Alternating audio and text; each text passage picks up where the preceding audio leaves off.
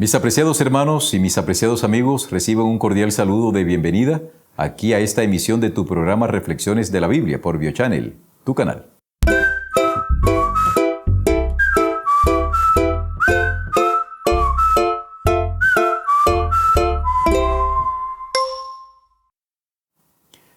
Antes de continuar con el repaso de la lección, es importante siempre recordarles que no dejen de darle like, ese dedito arriba. Si usted está tan pronto encendió el dispositivo y quiere pulsar para la reproducción del video, pues inmediatamente dale like a ese dedito arriba.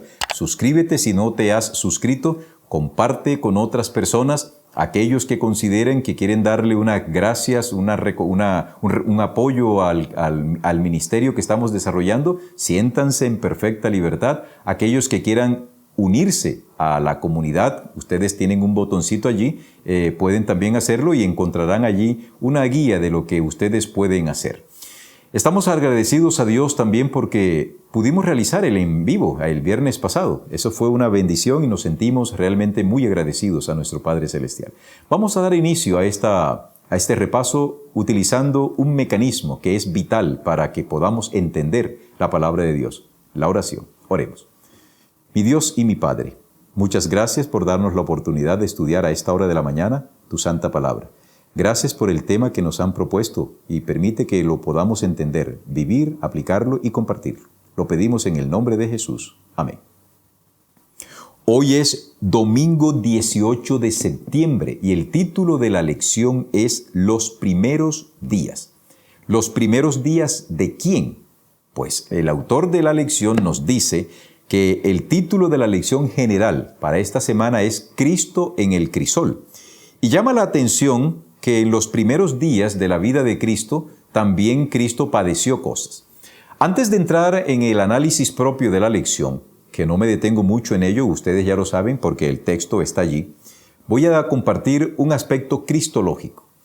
Cuando la segunda persona de la deidad se encarna en el vientre de María, la mujer más pura que haya conocido la raza humana, porque fue la única que se hizo meritoria en el sentido humano de la palabra, en el sentido de su relación con Dios, de ser el vehículo a través del cual Cristo viniese, se encarnara y cumpliese la doble misión de la que vamos a hablar en unos instantes.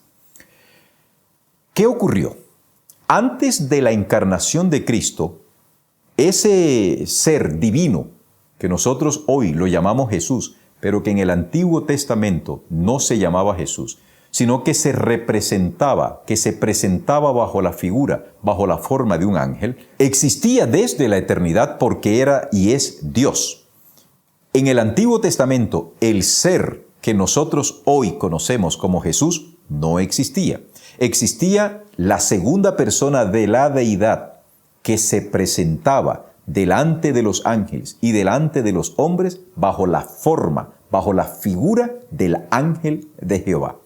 Pero cuando llegó el momento del tiempo, como nos lo indica el apóstol Pablo allá en el libro de Gálatas, el capítulo 4 y el versículo 4, mas venido el cumplimiento del tiempo, Dios envió a su Hijo, la divinidad se encarna con la humanidad y a partir de esa concepción va a surgir un ser llamado Jesús.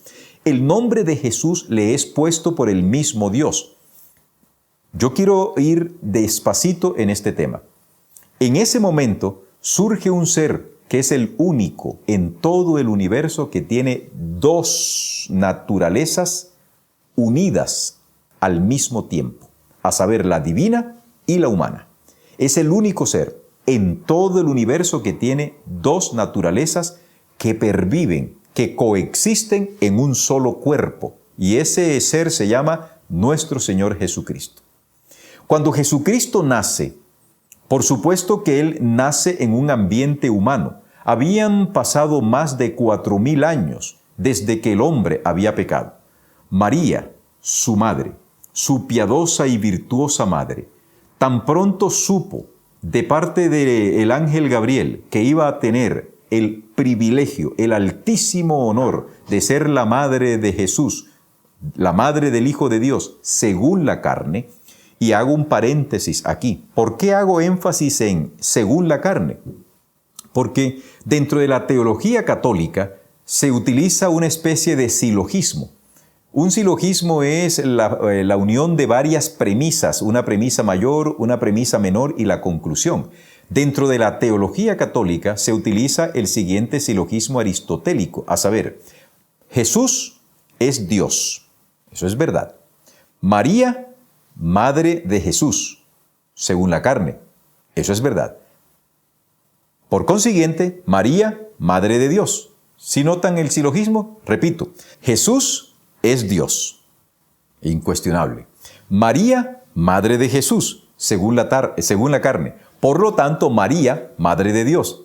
Ese silogismo lo utiliza la Iglesia Católica y eso no es verdad, porque María es madre de Jesús según la carne. Imposible que María vaya a ser madre de Dios, toda vez que fue Dios, el mismo Jesús, quien la creó a ella.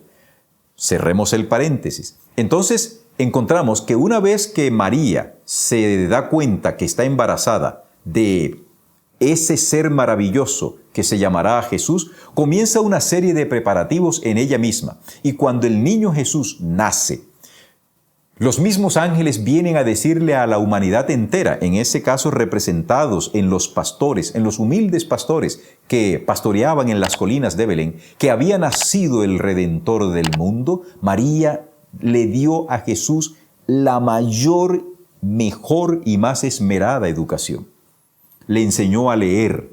Nuestro Señor Jesucristo aprendió a leer, aprendió a caminar, aprendió a hablar y aprendió a obedecer. Algunos se preguntan, ¿pero cómo Dios puede aprender a obedecer? La respuesta está si tú piensas que el ser llamado Jesús no existía y que ese ser llamado Jesús tiene dos naturalezas. Y como tiene dos naturalezas y es un ser diferente a todos los que existen en la creación, pues por supuesto que él tenía que aprender como hombre, aprender a obedecer, como hombre, aprender a caminar, no como Dios, pero no traten de mirar a Jesús dividiéndolo como Dios y como hombre.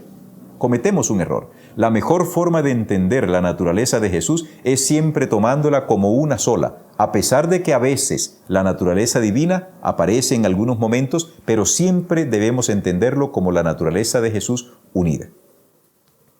¿Dónde vive Jesús? La Biblia dice que Él vivió en Nazaret. Y de Nazaret puede salir algo bueno, dijo un tiempo después uno de sus discípulos. Dijo Natanael, y de Nazaret puede salir algo bueno. Imagínense ustedes, era tan proverbial la maldad de los nazarenos. Era gente que no tenía mucho civismo, era gente mala, deslenguada, eran obscenas, eran pecadoras. Y en ese lugar Jesús creció. ¿Tú te puedes imaginar cómo fue la niñez de Jesús? Jesús no fue un niño común y corriente. No era un niño normal. Era un niño normal en cierto sentido, pero no lo era en el otro. Era normal porque se comportaba como un niño, hablaba como un niño, al punto que la Biblia dice, en la pluma del apóstol Lucas, del evangelista Lucas, allá en el capítulo 2, versículo 52, que el niño crecía en estatura, en gracia, delante de Dios y de los hombres. Pero al tiempo no era normal, porque él no tenía inclinación al pecado. Cristo era puro. Cristo era inocente, espiritualmente, moralmente, era como Adán. Y aquí me permito recordarles que ha existido solo dos personas a través de la historia de la humanidad que no han tenido pecado, tendencia al pecado. Me refiero a Adán y a Jesús. Los dos existieron sin tener tendencia natural al pecado. Cristo vino a la tierra inmaculado, el inmaculado Hijo de Dios. Le tocó vivir en medio de los toscos nazarenos.